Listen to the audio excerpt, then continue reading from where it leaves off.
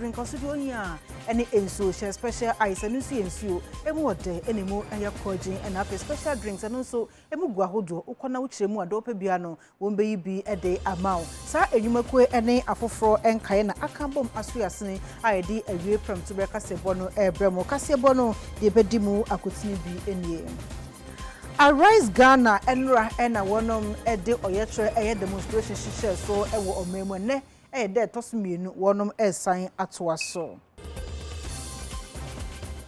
Oswafo shansa se ene emunipa so ede atudwa se akoso mo mpakadan railway project no abra womo eye no enipa ahanum a wo ho kan na yade a womo de mpata sika adom wono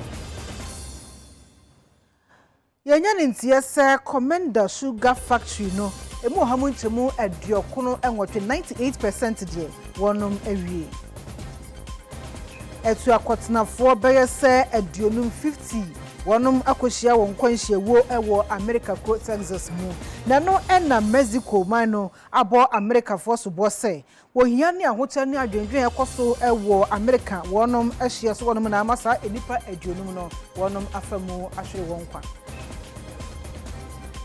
I was for way and ensembia ebi account na editie na edihwe ene aso so kojian ye de ebramo e wo TV so e wo enkran abeka junction Midday at the Afia Adutwumwaa Morosa me ena from Tubeka Sebono Midday ebramo afei emu ensem ankasa enie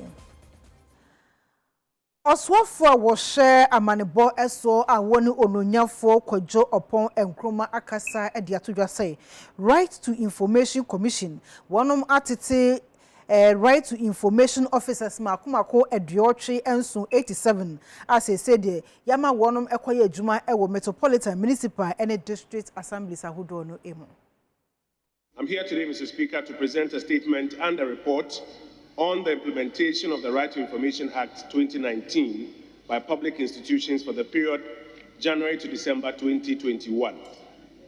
The RTI Act, Act 989, was passed by the seventh Parliament of the Fourth Republic and assented to by the President on the 21st of May 2019.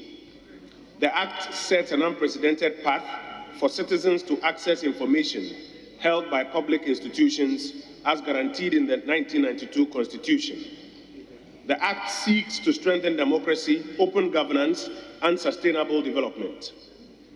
The Access to Information Division was established within the Information Services Department to provide back-end technical support to MDAs and their RTI officers across the country, and to equip them to deliver on the RTI obligations.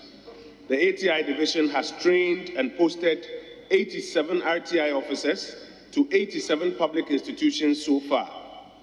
Though the remaining 452 institutions do not have RTI officers from the ATI Division resident and responding to requests, already available officers who handle other duties within these 452 institutions have been trained and designated as RTI officers to handle requests.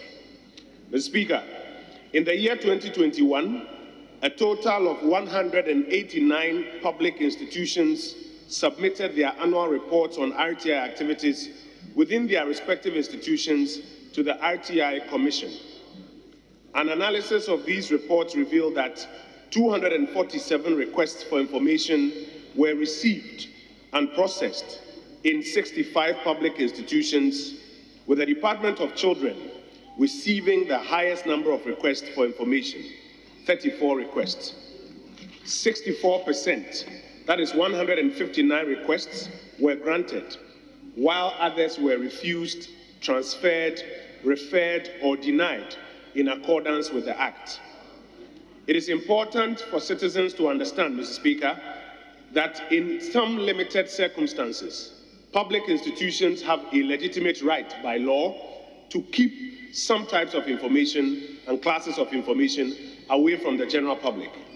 The RTI Act 2019 has clearly identified and classified some information as exempt, which call for safeguards, including those related to public security or individual privacy.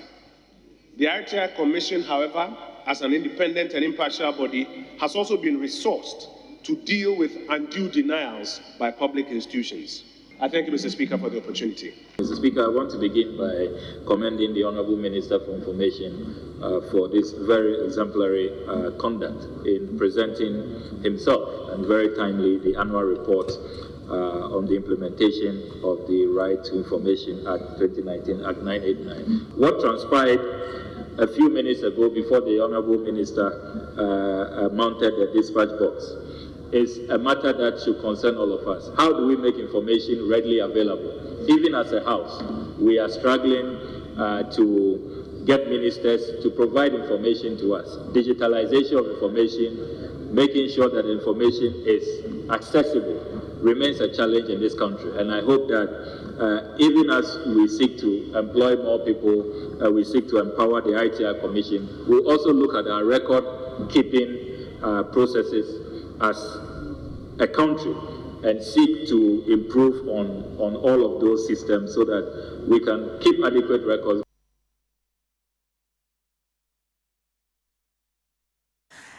For year to akase bono eso Arise Ghana eye osuboko ewo ome emu wo mu chese enima pi ekoso ewo memu entweye ama ahochire kodie wo ne kom eti esi Ghana man emu a Ghana fo ene ho ekire wesu nti enra woti wo ho egu monten so eyo ye kire ne wo ye kire no wonum asane atoa so yensem twani Macbaron ewo honom ye ne no etwetwen komo ede afa oni ebusan se o ye kire no sei ena esi ekoso Mark sotimenka prem to break Bosuni, my hang.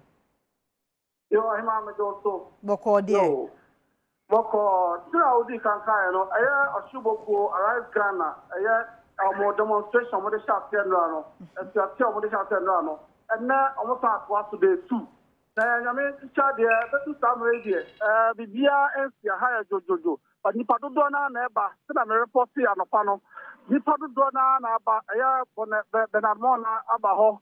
Leaders living no ana sami Jeffrey so ba ha say ni padu do na asam be diomo a omo bi se ya ho kire do do Ghana omo ka ho asam nra omo ka ho asam omo say aban no according to them aban no ntie no eno na omo sa tie ho tia tie ne na o sha ena so okuja to ablakwa ono so ba ha say ya MP for Northton ono so ba ha obobo mo chi dom ye eno so na mo dem nsama tuja I just say, I want to know Ghana for a month in bed. You want to say, Ghana for what chill is a buy any of the info. I have a fango, apostle, Mazeno, Sentia, Costa, a Ghana for say, I want bread, and then arrive Ghana for a year more, almost of the fighting the cost for Ghanaians.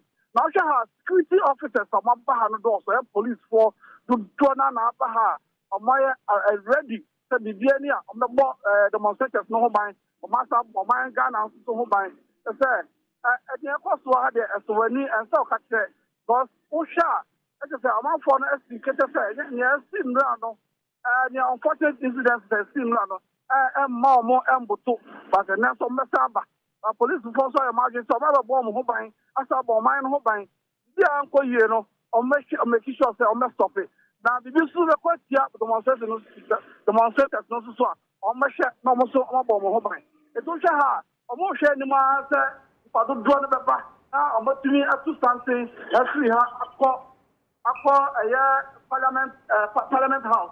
After a night demonstration, I got you. If you had a two higher than the fire by and a two higher cassette, they bet to me, I want to the number of Muniano. Hello?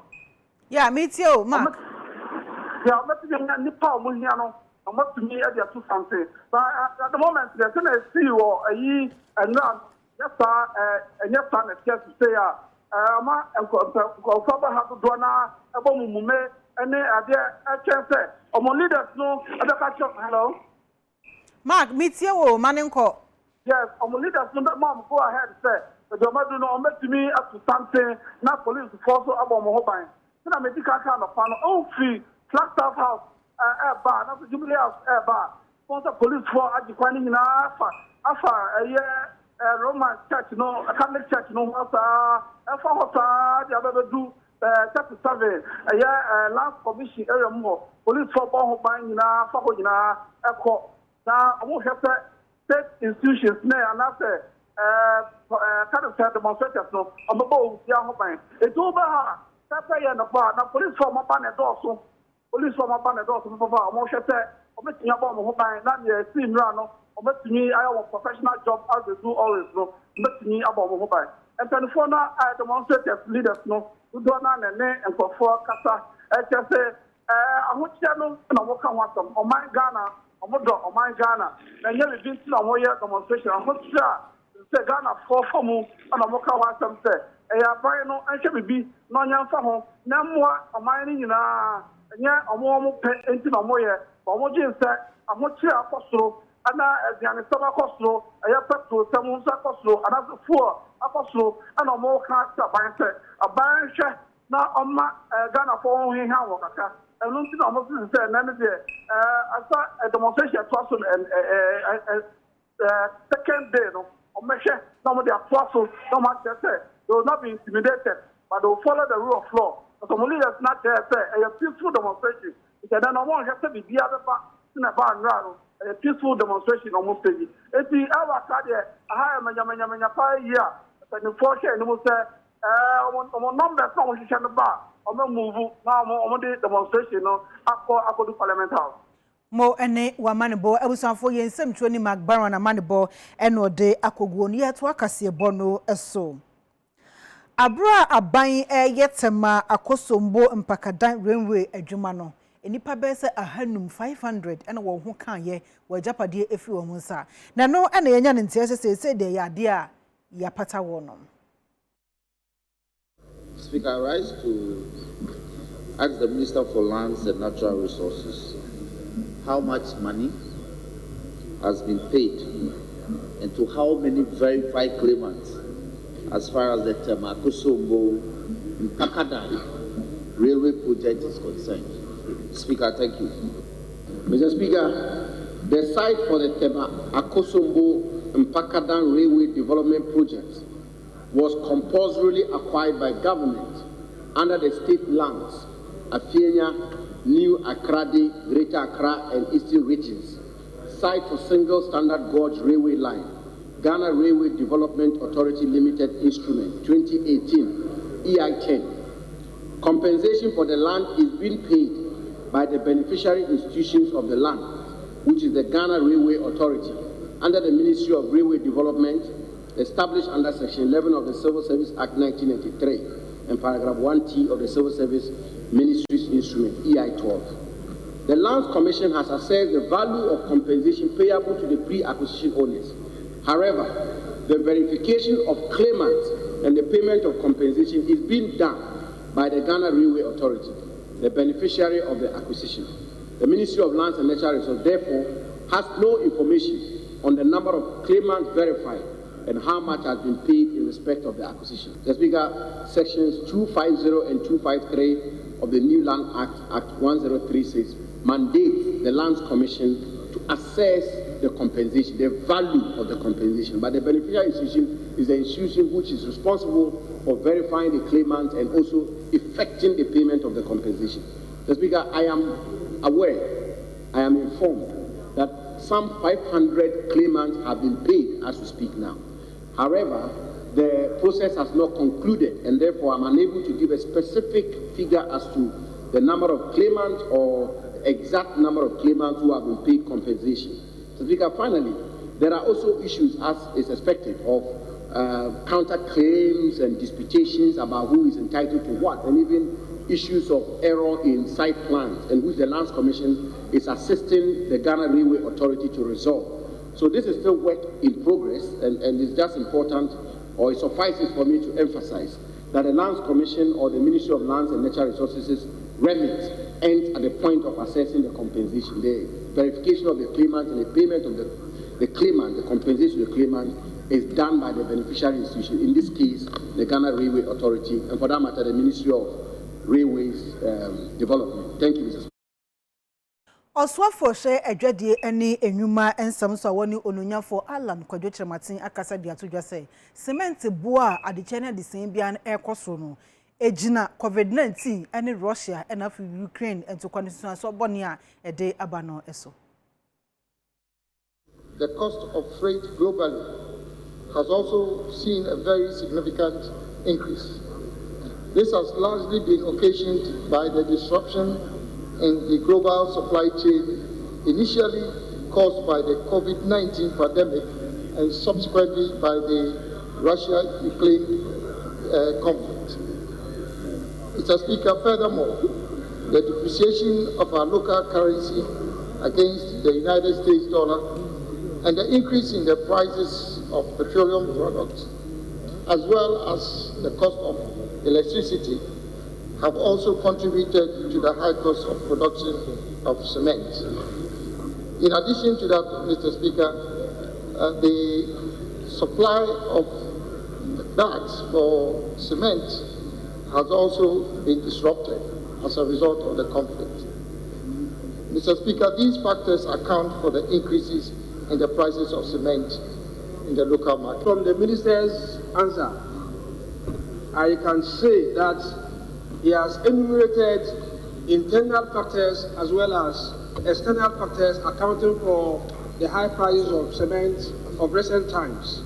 As a minister responsible for trade and industry, what policies or recommendations have you made to the Minister of Finance or the government in order that we are able to handle the internal problems? Mr. Speaker, the Economic Management Team and Cabinet are currently considering a series of measures that would address some of the internal factors that have been alluded to by the Honourable Member. He cited COVID-19 pandemic, as well as Russia-Ukraine conflict as part of the problem.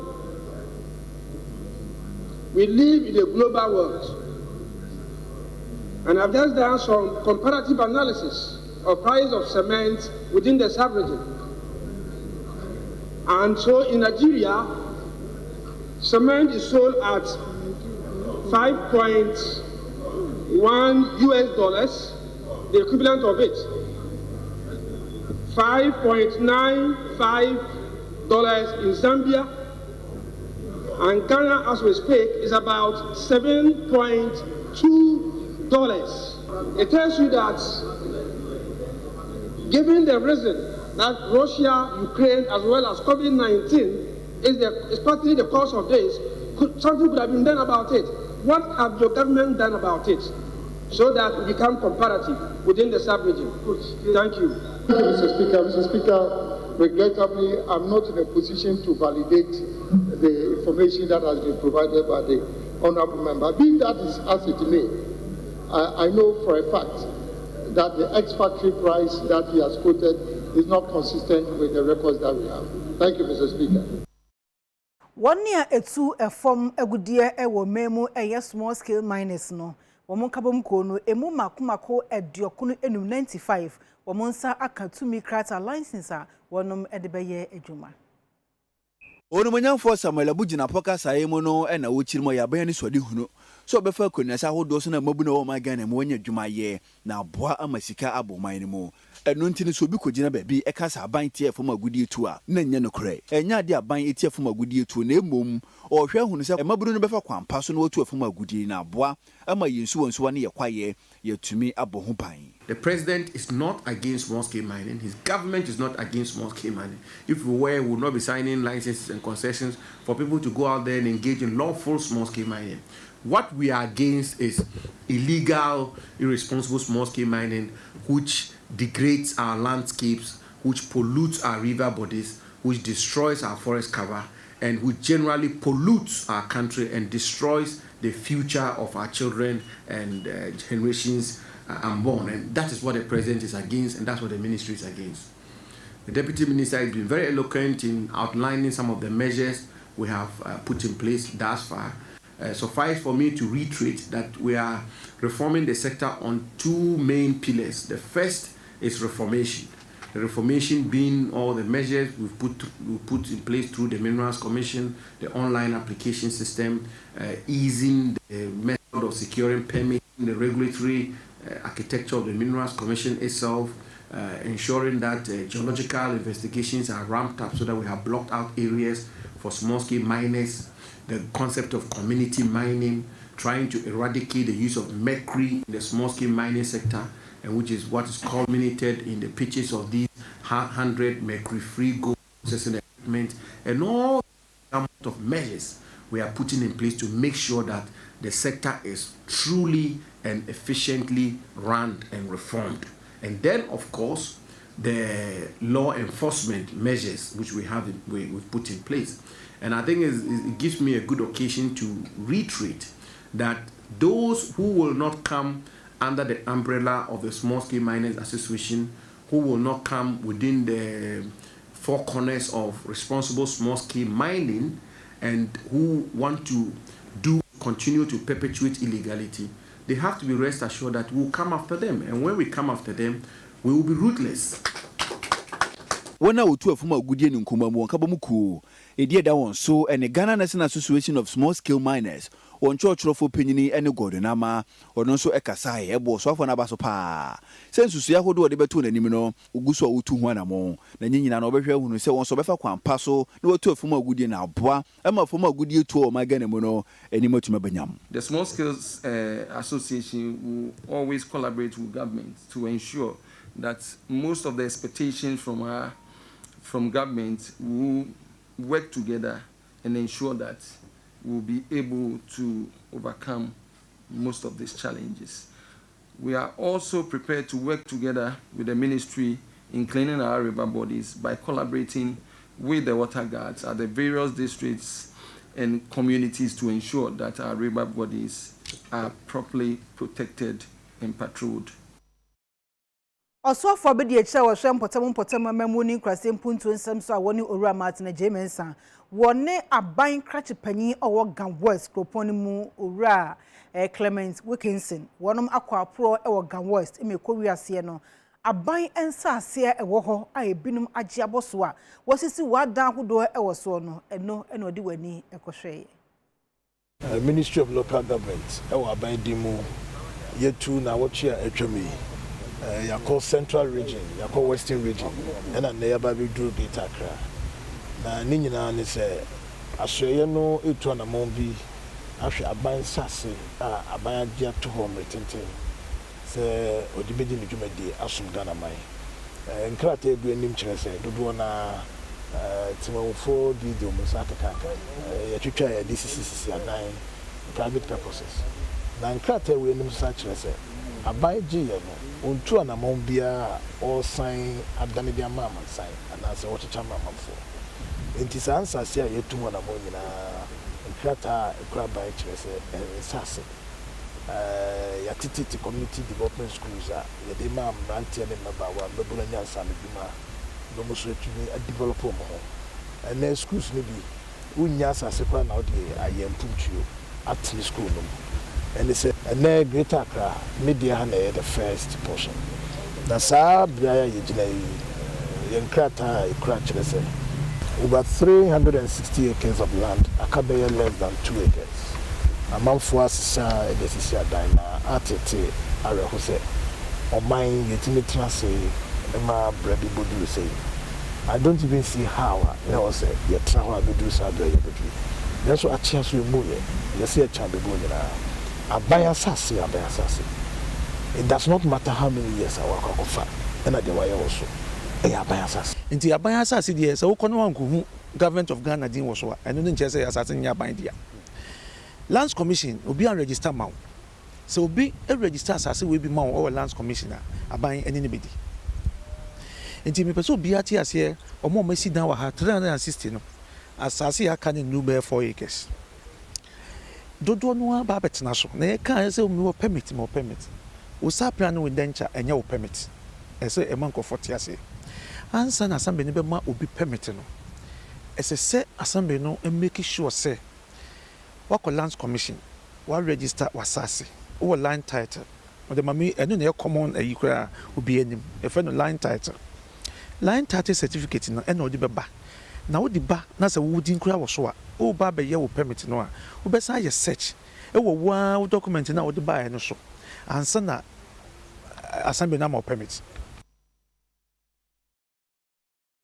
for year to akasie bono eso enchana MPP amanyoko no wonom ebeto aba e de yi wo mpanyufo e national executive elections na enchana eba so na no na kwawu mangene a woni da sebre akuamoa e Japan otoso mienu wode ato MPP mpanyufo nim se ni die ma da titiri woni April di be ni bi se wo momoden se eye da wubo a tenie ene adapatwa ewo mu no wode beto nchen na die ntia waso manfo nto aba emfama wo mu no obeba enumum ho dawro da sebra kwa mo Japan otoso mienu e de sansemena to dwa wa bra twotwofo panyini e de ma NPP amonyuko no kopie mu e wonanana so wa proba oba wa kwakopie mu e wa poemantam no nanaga sayemu no e na wo kirema sakonya tofia obia e prebi na opre no so no wonhwe hu ni se kasa ye ho tie e na onya akwanya ne amanfo ehia obeka e de akiro mo enkonkoye kasa ntwi be yatem didie na ebe wi akire no ebegwa manyuko no ehu fi dibia e na aba na mo opre Setie. Tine internal. Setie. Ne sa no enema mo beka no Setie. ina eze mo hwe ni Okasa. Dinzi America sa ne se Setie. we internal politics we have na mo beko external. Setie. We internal no ese mo kam hubu. Setie. Ani na beche kasana ebeba no. Setie. Ena beche se mo betimi aka mo ho abu akofisi external. Setie. Enye se ena we ekofa we Setie. ana we ekowi asabio we akowi ade. Setie. Ano nka internal politics. Setie. Yes oka nka bo. Ene nia obetimi ayama party no. Setie. 2020. Setie. eno akire no ena nanasa di tuja se MPP amanyuko ni nya akwanya no woni Ghana fo ekasa empuntudwuma na akofo ado woni na aban aye no eno ho dawru na womboe san MPP amanyuko na ye bidia ma Ghana fo pa na wonja sa biribia na kasa ehu hia kasa ntwi Oko no nia wayeda nia wonye wie ya opese o san ye Setie. ena o ka che delegate Setie. sanse mi gidi se eno no mo peti when go obi hu fia eno no mu wi a itimi pache a Setie. cause em rain ho Setie. ena unni masema obeka obese obi ana obi go obi hu fi Setie. ni buefu onko kan se mempene Setie. eba abato nso a eyedom Setie. ba kokra fi mu a ehadwe Setie. timesere mo akoye internal no Setie.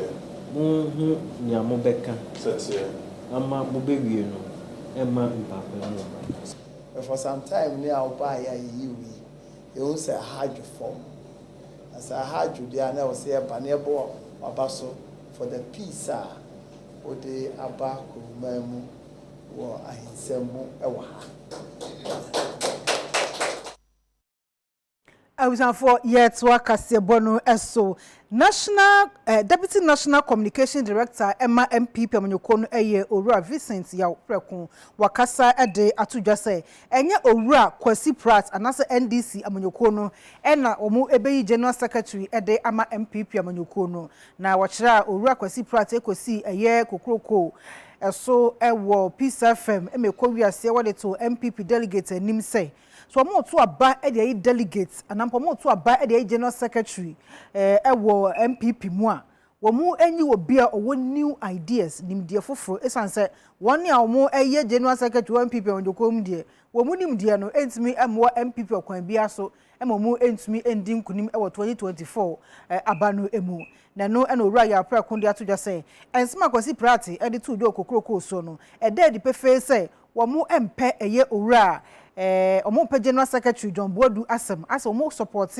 another aspirant bi eso no na emfa ne to mapemfra wa abanimu wose de Kwasi Pratt akekan saa nsam no abi na Owura Samejamfi o wendi samanyokom so akekan na chese ni nyina mu no won pese General Secretary oti adwate sese ewo MPP ma woni John Boadu ya pam no agi ne dibre free nsam na ya to aba edema nipa hofo mo be General Secretary no na o makasa on de atodwa se nya wo mo ɛna ɔmbɛyi general secretary ɛde ama MPP amanyuku no.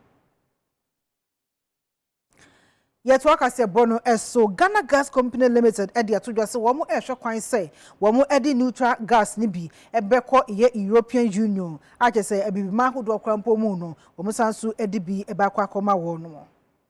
Openyina wo no na Ghana Gas adwumayko no dan no se managing director ene Dr. Ben Asante.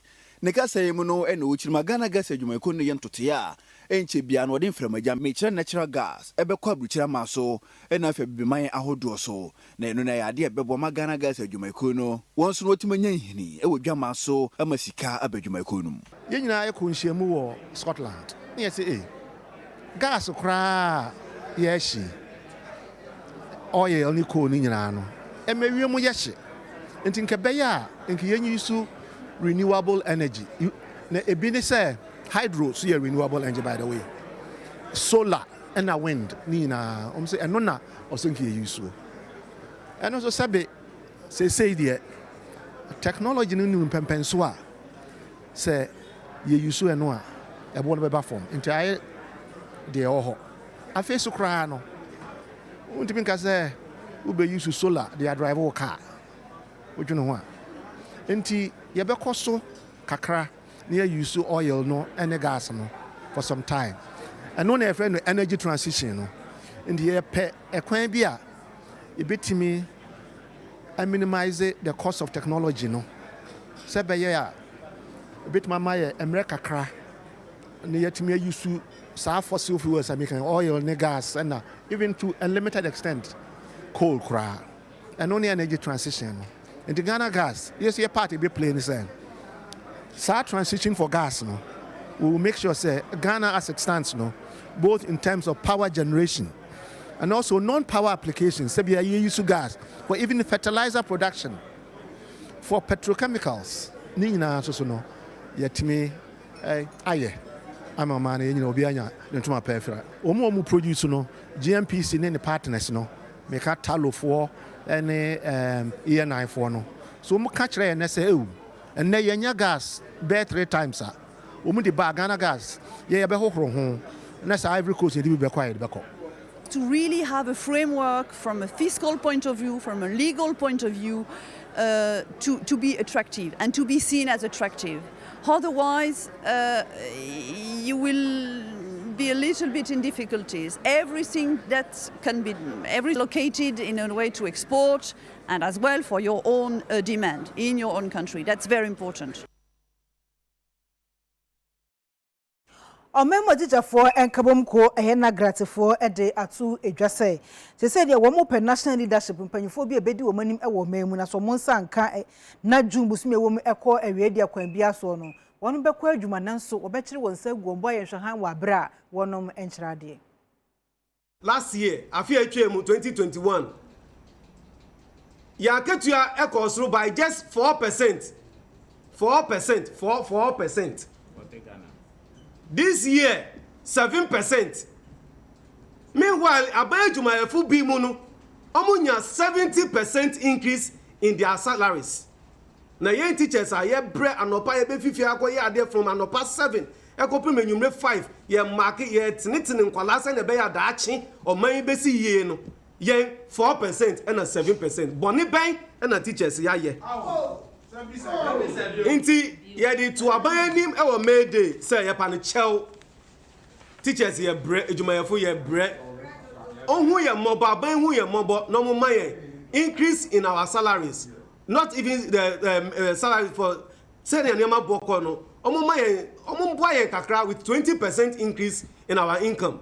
Sa 20% no o di 270% one and do bebia enso sa na ye ni aban ye ejuma ye ti aban ase se ono so no asedi dan so a o ye ejuma no na ye say ye 20%, just 20%, and no pe na ye bisa fit last year November ye started say ye ni aban ye bisa aban ebepe me na ye ka say aban emfra ye ene ye kan hwe ye inti na ye kan say busum wei ewu na say yante hwe emfi aban ho a ye ni ye leadership, national leadership impanyifo a omodi enim e wo national ye ni omo akasa teachers soon and yeah just spokesperson to our teachers yeah teachers enim and a kasa ema teachers into meeting higher me kasa no my mo be in say me and I make kasa ema me ho teacher ni and I make kasa ema no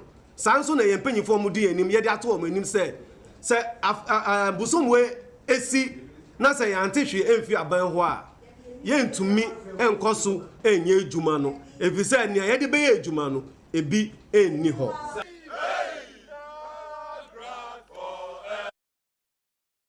For Arise Ghana for demonstration, Ekoso and Midday, Yedin conference, and Tony McBarrow, I'm more the one amanebo aboyeno. The best sign Akobaby or Yachan Ekosubium, na Yaneno Abubo and Konebusan and say, and near my say. Mark Baron, Utiminka, my hang. Say, and near my say, Nema could demonstration of your movie. Must say a movie, I say, Lands Commission, and someone, they copy DVLA officer or councilman. Now, it is a copy Jubilee House, the Dimon, Raho, Akko, Parliament one. They say, honey, where I want DVLA junction, also the main junction that's DVLA Nimohano. A Lands Commission, and Nimohana, honey, police for up to something. The demonstrators in our one. I'm going now, my leaders address on my way. Actually, almost say they will fight for the cause of all Ghanaians. But I'm going to say very peaceful. We'll be very peaceful. Now, Uncle Fa or Yenny be a master and now. Now, some of the year police force to do also on the woman. I'm going to say something about now, I'm also about state properties all around this woman. I know, as I said, I channel. A movie fee, a waka, the actual independent square to see a Lands Commission, and some of I call road near Fako, Captain DVLA office one to see a honey now demonstrators, national final swap, and my traffic, Kaka, it's usual police forces so much to something, one source someone in such a way, say, or one mark, Obia, and Mayor, no effect. Now, all you have to say, well, cut off a demonstration of so more Jumana, we have lots of 4 increments, a mark the Siana, Jumana, and Mark to the next year. I said, I stand still. The Jinafa, Obia, movie, the Jinafa Mova, demonstrators, no, in a Japan. This is at the moment, no, Mudna, Obia movie. But the possession of it is part of the demonstration tactics. Almost like a kaka. So, I'm going to gather momentum. No man for a year who said, be possible. It's a move a car, no more car, no more dinner. Then at more now, there's some little few. Then, penny 4 would be when you buy the answer to one. Or more short, say, be at the court sinner, a fata. Police work that the Muslim police work as we do more. Police is also above who buy senior factor. It's also a higher movie, but at the moment, we are transferred in the war. You see, a movie, a Land Commission, but the FACO, a DVLA, down home, I could do flat stuff also. A honey is necessary. Okay. Demonstrators in Saginaho. Okay. The police forecast, and now I'm going to soon be no Visuka. Okay. Visuka one, a demonstration, yo. And Mark and Numera Yakase Bomo na Diakabiano, what they at was so. Am I able for your twakase bonus so? I draw for a nay, the 4 one what tema DVLA, a quanimu de cofa, a yetama new town, one the two just a quano monam swan, Sabi, a quine phone pa, or more brew quano so, I say anything pay for share now on your mouth. Abra UTV eni ahyenkafa wode wona hyen efa kwan a eda DVLA empatem ho no mo temano en wode to enanim say o man mu pa de odwene nsem bi hu a nya de otimiti ase obi a kwakọ bre wo nso so mpafenam otirima hwe DVLA sika do so po je e wa ahyenkafo nchen na mo kwan atete apansam say ya na mo ankasa na den pa na mo pese mo ka kire Ganafo oba be wie ma ahyenkafo sad won hyen ba so wo mo road worth ya wakaso wonka na hodinim into road worth no de mo anya de biye na sika do so po a mo gifiri o mo nchen yi senka mo TB e de sese kwa da mo mpatem mpo a na nka den e ne beba sei e no chire mu e de chire UTV 2018 omo de kwan we ma contract and so up to now omo meye kwan no gata kro mu yi kura gata na ebububugum o ma anye niye o mba ye me ayina de call TT brothers no mu jani ayi kwan to ho ani yati hanom bia mu twa road wet ni ya etwa so kwan de bia o mu do mo sabeka o mo ye so ye ya no mo jai no mo ko o ma we ya kan wa sa complain akọ we office akọ head nya sira de o mo ya no ye o mo ba gota kura no mo tumi ye gota sini nya na o mo beja sinso top na ha se ni nya problem kesi o ha si ya problem esi wa se bebre amama ye tumi check cars impo cars drivers no mo ha se complain so ye de camp ba na be ye registration pa ye be ye we pa na cars no che se o mo win say old car na say we cars kwani nya nya sinso to dey hu amane pa nti ye sre penifunu mo nye we na mo man penifunu mbere na mo nya kwan so yi man can't mean for her cars na ya no mo tim nkra so wa ha bebre nti ye sre mo hwe DVA ha aha na sabi agi revenue ye bibia ya complain there is no improvement ukwase wa from that to that level also the same thing ubako entire road time they just bring the bulldozers and then everything to come and do work but we won't penny for no at no last no now there is the same thing there road to the DVA ni kwa we 2018 and vice president be ka sort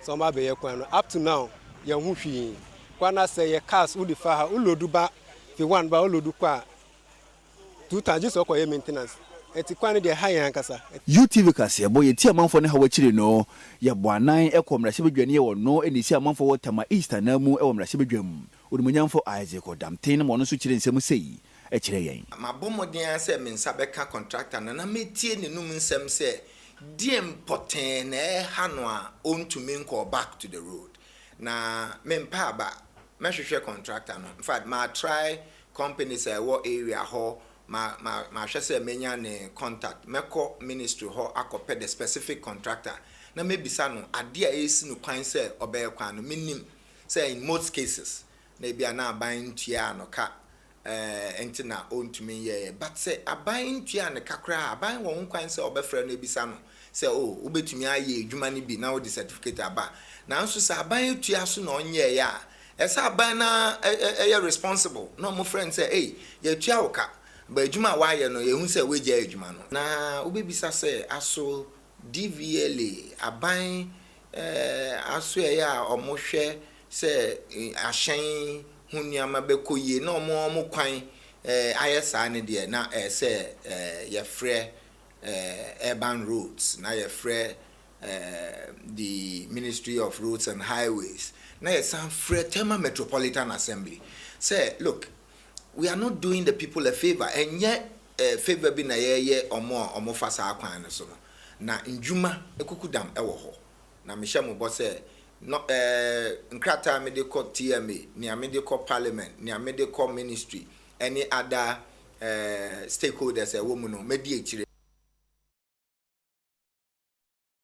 yare kase bono eko amahudo so ensem emu etu akotenafo makomako aduonum 50 akohye won kwanhyewuo ewo America kro eye Texas mu ne no na Mexico mano edisobo abo America man say wonum ahye so honom de sabi abofunu sam ekoso pa na wohia na afenso ahokyere ne adwendwen bebrebe ekoso wo America ahye so no eno na ka ho amasa enipa tu akotenafo makomako aduonum 50 no wonum akohia won kwanhyewuo na no na Andrel Manuel Lopez Obrador wode atudwa say wukọ eye America ahye so wono ma nipa hu adwade traffic in koso papa lack of control so ekoso na wo kire say eba smuggling so a ebi koso ankasa ewo America ahye so wono na no de atudwa say won ne ehwere wonom enko no emududo no a eye Mexico ma no adehye wo kire say Guantanamo Bay adehye enso eka ho Honduras fonso omuye mienu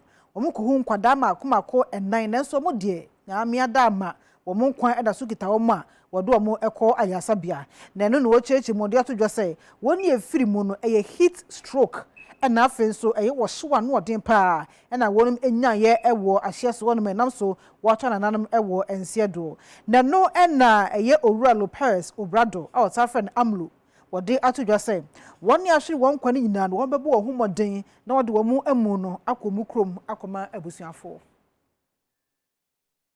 agudie mu nsam na edru so yetwe ho abasesia